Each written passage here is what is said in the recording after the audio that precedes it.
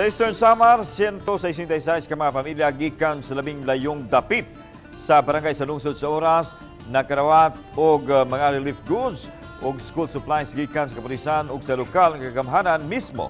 Sa ilawom sa Trapal, nagpundo ka mga mulupyo aron maminaw sa mensaheng gipadangat sa mga bisita sa wapay apod-apod ang mga relief goods ug school supplies alang sa kabataan.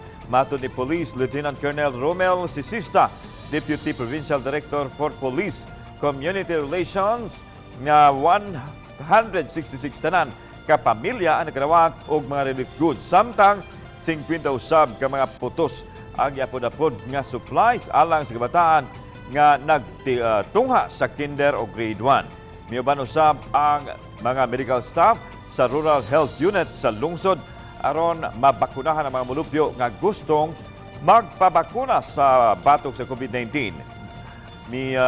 Pahiga ayon usab og ceremonial tree planting ang kapulisan sa dapit tungod kay kanunay kining makasinati og pagbaha.